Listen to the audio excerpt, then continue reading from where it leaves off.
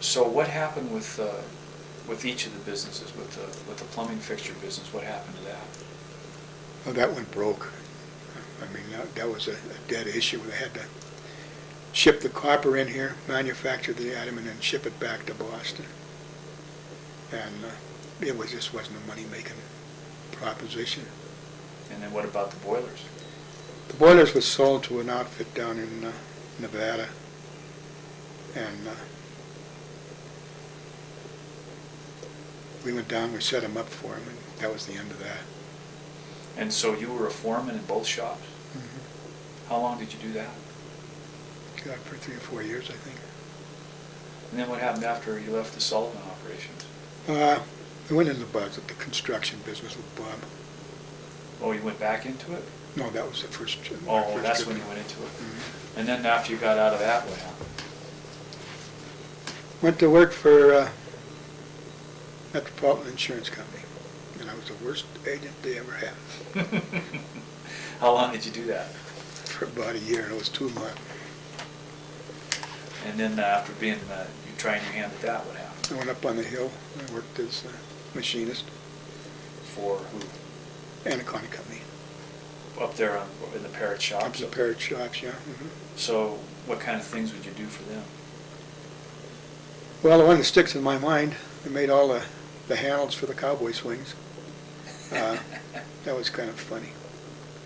There I was on a little lathe turning handles, and a guy in front of me was turning big drums for whatever. And here I was making downtown pay because I was working, the handles were for the Columbia Gardens, and he was making the pay that they paid on the hill, which wasn't too much like that.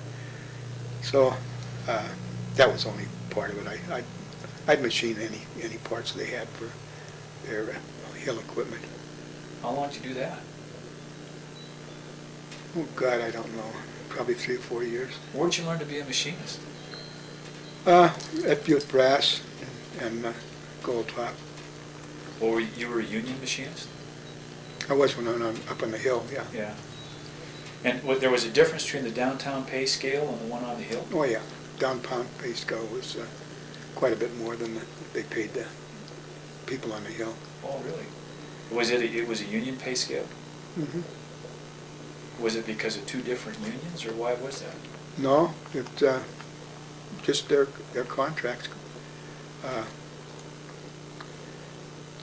They call for these different scales. The only time I worked there was when I was working on those handles for the Cowboy swings. Otherwise, I was paid the company scale for anything I did on the hill there. Well, how big was the machine shop up there? It was a sizable operation. God, I wouldn't have any idea how many machines were in it. But it was a very efficient operation, I think. How many men would you say? Was it just 8 hours a day, or was it 8 around hours the clock? a day, yeah. How many men on the shift, or how many people? I have no idea. I know they ran 3 shifts. Oh, they did run 3. Yeah. So after you left the hill working as a machinist, what happened next? I went into the insurance business. Oh, yeah. That's when you went into it? Yeah. Okay. And then after that, what happened? I hired out as with the county as the civil defense director. I stayed there for, 2 or 3 years, and then I decided to go into politics. And when the Clerk and Recorder's office, the Clerk and Recorder office holder didn't file again, I had to wait till the last day of filing to file myself, because I was working for the government. I was under the Hatch Act, and I couldn't become involved in politics. So I filed, and there was, I don't know, there were 6 or 7 of us running, I think, and I made it. For County Clerk and Recorder? County Clerk and Recorder, yeah. What year was that? 1955. Okay. And that was for a 4-year term? 4-year term, yeah. It didn't last 4 years. They changed the government in, I don't know, 57, I think it was. And then I didn't run for that. I ran for chief executive job. And So that when they changed for the government in 57, was that when they consolidated the city? saw the city and the county, yeah. Okay, so the clerk and recorder was eliminated? No, it stayed on as an elective office. Okay. But I didn't run for it. When they changed the government, everybody had to run again. I think I'd Oh. only been in office for 2 or 3 years then. I see. And I decided to go for the chief executive job. Well, I didn't make it. So I stayed on with the clerk, and one of the deputies in our office ran for it and made it, so he kept me on as a deputy. And I stayed there till his term ran out, and then I ran for my old job again. And did you get elected? I got elected, yeah. And then I was there for about 12 years after that, I think. Well, who did you run against for chief executive? Mike McConey. Mike McComb, was it just the two of you running? No, there was a guy named Bishop that ran too. And I ran pretty strong on that. I think I only got beat by about 300 votes, I think, like that. Do you remember what some of the issues were in that election? Yeah, there was a lot of trouble consolidating the two of them. The county fought like hell against it. And the city was going broke. I mean, they were ready for bankruptcy.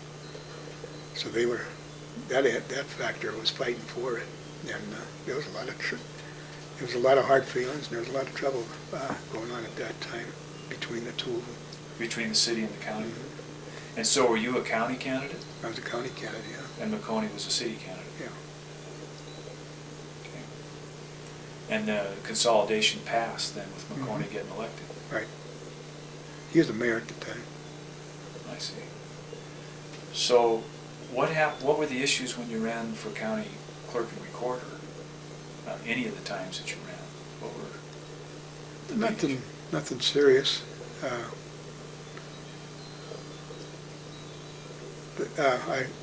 I ran against Fogarty, and then the next time he ran against me, and he couldn't make it back. So it wasn't the most exciting job in the world, but it was a good job. And I stayed there until I retired. What were some of the things that you attempted to accomplish while you were a county clerk and recorder? I tried to get the recording system computerized. Everything was done, posted in great big, huge books. And I was fairly successful in getting it on the computer. And then, I don't know, just running elections and keeping a record of all county transactions. Did you feel like you had established the election process here as being pretty Mhm. straightforward, and Right. pretty reliable? Mhm. Was that something that you made a priority? Absolutely.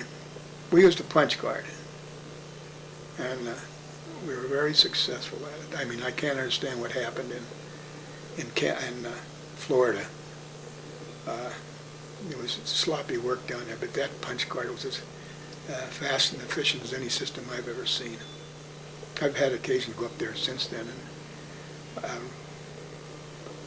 run the election on using the equipment that she bought after I left office.